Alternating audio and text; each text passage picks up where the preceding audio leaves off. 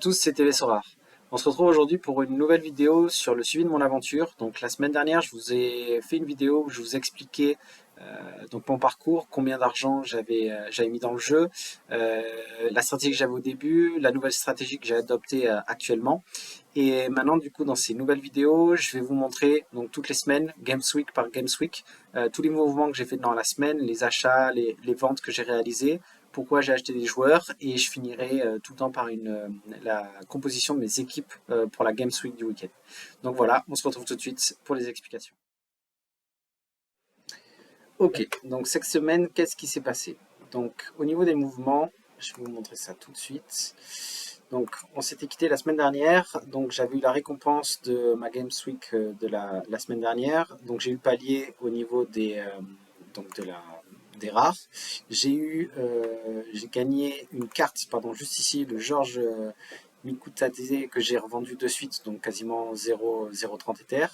J'ai vendu un Carlos Vela, je vous l'avais expliqué, donc c'était juste pour faire l'achat-revente, il était bien monté, donc j'en ai profité pour le vendre. J'ai acheté un Santiago Souza, ça c'est pour remplacer, voilà, juste ici vous voyez, le Jamiro Montero. C'était le milieu remplaçant que j'avais au niveau de la MLS, mais comme il n'avait pas moins de 23 ans, j'aurais pas pu aligner des équipes U23, donc j'en ai acheté un autre joueur du coup de MLS, mais qui cette fois-ci a moins de 23 ans. Entre-temps, j'ai également acheté un Frederick Horns qui joue au Feyenoord. C'est un milieu de terrain. J'ai regardé des vidéos de lui. Je crois qu'il vient de Malmö et sincèrement, il fait des bonnes prestations. J'ai revendu donc un Abdulkadir Omour. Donc ça, pareil, je vous avais dit que c'était un pari que j'avais fait. Je l'avais acheté 0,060. Donc là, j'ai un peu perdu dessous.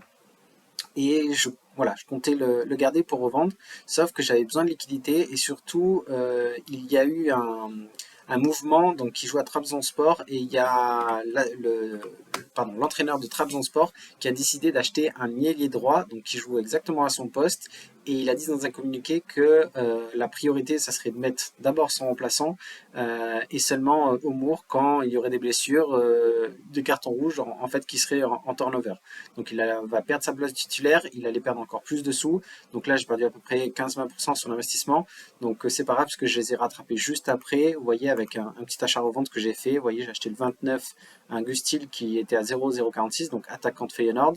Je l'ai acheté pas de Feyenoord pardon je ne sais plus. En fait, si vous voulez, il avait un bon match-up. Le match qui est arrivé, il avait joué contre une équipe faible. Et vous voyez, donc j'ai acheté le 29 0,046 et je l'ai vendu 2 jours après à 0,058. Donc j'ai rattrapé les 12 que j'ai perdus avec mon Homour. Et du coup, pour finir, j'avais besoin de liquidité parce que je me suis rendu compte que j'avais besoin d'acheter un défenseur costaud pour faire tourner dans mes line-up. Donc j'ai vendu un João Paulinho sur lequel j'ai fait une plus-value d'à peu près 33% je crois. Et actuellement j'ai une enchère sur un Josko Gvardiol, défenseur de Leipzig qui fait des notes vraiment pas mal du tout. Et j'ai décidé voilà, d'investir dessus. Donc au niveau des équipes, comment ça marche? Donc moi j'utilise toujours le site Sorar Data pour créer mes équipes. Je viens dedans, je clique ici sur du coup mon logo et je fais ma lineup builder. Donc je vous l'avais expliqué, c'est pour créer les équipes plus facilement que sur Sorar. Donc ici je choisis ma catégorie, donc vous le savez, vous l'avez compris maintenant, moi c'est les U23, mon dada. Donc je viens dessus, ok. Et là je dois choisir un gardien. Donc j'ai deux gardiens au choix. J'ai soit mon Diogo Costa qui joue contre le 15e du Portugal où j'ai soit mon Justin Bijlow qui joue contre l'un des derniers de la Ligue des Pays-Bas. Donc, je vous montrerai dans une autre vidéo vraiment, voilà, spécifiquement comment je fais pour choisir. Là, c'est vraiment juste pour vous présenter les équipes, donc je vais le faire facilement. Je vais choisir mon Justin Bijlow parce qu'il joue à domicile et parce qu'il a, voilà, une note d'opposition qui est plus importante. Au niveau des défenseurs, j'ai mon Lisandro Martinez qui est disponible, Tyrell Malacia et le reste, du coup, justement, j'attends mon Gvardiol, comme je vous ai dit, pour avoir voilà, un troisième gros défenseur. Donc, moi, ce que j'aime bien faire, vu que en gardien, j'ai mis Bijlow qui joue au Feyenoord, j'aime bien mettre Malacia qui joue également au Feyenoord, comme ça me fait un combo. S'il y a clean sheet, l'avantage, c'est que j'ai Bijlow qui va faire plus de 60 points et j'ai Malacia qui, automatiquement, dans sa note, va prendre 10 points en plus. Donc, si ils prennent beaucoup de buts ou ils s'en prennent au moins un, forcément les notes seront moins bonnes. Mais quand il y a clean sheet, l'avantage c'est que vous êtes sûr d'assurer une grosse note avec ces deux joueurs. Au niveau des milieux de terrain, donc même Même choix, on est toujours sur Feyenoord qui joue contre un très mal classé. Donc je vais mettre mon Goku qui en plus fait des très bonnes notes. Au niveau de l'attaque, donc j'ai le choix, j'ai mon Florian Wirtz qui joue contre Dortmund. Donc un peu compliqué en plus à l'extérieur. Mon Jesper Karlsson qui joue contre le PSV, donc compliqué aussi. Donc je vais tout simplement mettre mon Sinistera qui est revenu de blessure la semaine dernière. Il est rentré 30-35 minutes dans le match. Donc je vais le mettre, il doit être, je pense, à fond pour ce match. Et en extra, ben, tout simplement, alors j'ai soit le choix de mon Sangaré, sauf que Sangaré, le problème, c'est qu'il revient de la CAN. Euh, pour la CAN, depuis le mercato d'hiver, il y a Joey Virman qui est venu de Hainaut, qui fait des bons matchs. Donc je pense pas qu'ils vont le faire jouer de suite. Ils vont pas prendre le risque. Je pense qu'ils vont le faire souffler. Florent Witz, toujours pareil, donc avec des match-ups pas intéressants. Je pourrais mettre mon Victor Ferreira. Mais j'ai mon Lisandro Martinez voilà, qui joue contre le 14e, Héraclès. Il fait tout le temps des gros matchs, il assure. Il revient également lui de sélection, donc il faudrait simplement que je vérifie qu'il soit bien titulaire. Donc je vais le mettre, mais je vais vérifier après. Comme je vous ai dit, je vous montrerai tout ce que je fais exactement quand je crée ma line-up, parce qu'il n'y a pas simplement ça. Vous voyez, ici au niveau des onglets, j'ai toujours 4 onglets ouverts quand je fais mes line-up. J'ai du coup mes joueurs que je choisis avec Sora Data. J'ai Flash Score pour voir justement tous les classements, les buts encaissés, les buts pris, la forme des équipes. Et Transfermarkt pour voir justement toutes les suspensions, soit par carton rouge, soit les blessures des joueurs qui ne seront pas disponibles. Donc là, c'est pas le but de la vidéo, je vais juste vous montrer. Donc on part sur une équipe quasiment full Feyenoord avec juste mon Lisandro Martinez en extra. Je mets Coach en capitaine qui assure les notes à chaque fois. C'est parti. Donc je valide, ok, et comme je vous avais montré la dernière fois, elle s'affiche ici. On va en faire une deuxième du coup en All-Star Limited, ok. Donc au niveau de la All-Star, mon Xavier Mousse il est en vente, donc c'est pour ça que cette semaine je vais faire seulement 2 équipes. Donc je vais mettre mon Diogo Costa. Au niveau de la défense, donc j'ai pas vraiment de choix. Je pourrais mettre mon Milan Vanevic. Il joue contre une équipe très faible. J'hésite, mais je pense, ouais, je vais quand même mettre mon Getura qui joue contre du coup toujours Rotterdam. Je pense qu'il y a une grosse note qui peut être faite. Au niveau du milieu, là, on va mettre le Vitor Ferreira.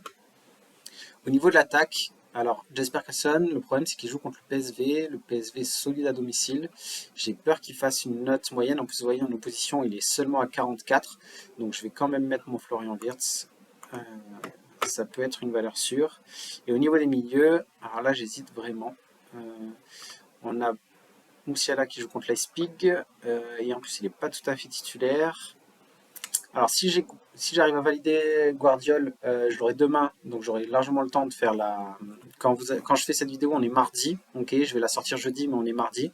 Donc si j'arrive à l'avoir mercredi, je vais sûrement mettre mon Guardiol, même s'il joue contre le Bayern, il peut faire une grosse note. Et en attendant, je vais quand même mettre mon Milan Vanovic, ça fait 2-3 matchs qui fait des matchs pas, voilà, pas top. Là, il a un bon match-up, il a un bon position score, donc je vais le mettre, c'est un extra. Et au niveau du capitana, je vais mettre mon Vitor Ferreira qui assure à chaque fois. Donc je valide, ok. Donc je vais les enregistrer au niveau de Sorar Data et au niveau des All-Star rares. Donc ça, j'ai pas vraiment le choix. Donc des gardiens, j'en ai pas. Donc ça, je mettrai un gardien commun. Au niveau du défenseur, je vais mettre mon Alexis Pérez qui joue contre le deuxième. Mais je vais mettre mon Getura au milieu, donc j'en ai qu'un, pas le choix. Attaquant, pareil, on n'a pas le choix, sachant que ça joue contre Serein, donc c'est un bon match-up. Et Utrecht contre Crambourg, Alexis Pérez, le problème c'est qu'il fait des grosses notes, mais là il joue contre le deuxième. Ils sont pas très bien en ce moment, son équipe. Je vais quand même mettre mon vieux Briscard, il est capitaine d'Utrecht, c'est une valeur sûre. Donc au niveau de Malstar, on est là. Donc voilà, vous avez les 3 équipes. Cette semaine seulement du coup 2 équipes en limited, car j'ai pas de profondeur au niveau du gardien. Si j'ai mon Xavier Mousse qui se vend, j'ai la line-up qui va être éliminée. Donc voilà, vous avez tout. Voilà, la vidéo est terminée. Donc comme vous l'avez vu, c'est des formats beaucoup plus courts que ce que je fais lorsque je fais des tutos. Forcément, j'ai moins besoin de raconter ma vie. Je vous explique juste les équipes que je fais pour vous donner des idées si jamais vous avez des joueurs en commun avec moi. Ou voilà, tout simplement pour voir comment je réfléchis. Donc si la vidéo t'a plu, n'hésite pas à t'abonner, si c'est pas déjà fait, à mettre la cloche des notifications pour rater aucune des autres vidéos. Si t'es toujours pas si tu joues toujours pas à Sorare, je t'invite à utiliser le lien de parrainage qui est en description de la vidéo. Ça te permet de gagner une carte gratuite au bout de 5 cartes gagnées aux enchères. Et j'ai créé un compte Insta depuis pas longtemps où je mets absolument tous mes mouvements, donc tous mes achats que je fais, toutes les ventes que je fais. Donc si tu veux me suivre, si tu penses que voilà, à chaque fois quand je te dis j'ai gagné 20-30%, si t'intéresse de suivre et de faire exactement les mêmes mouvements que moi, suis mon Insta, pardon, c'est également en description de la vidéo et tu auras juste à faire comme moi. Voilà, allez, ciao les gars.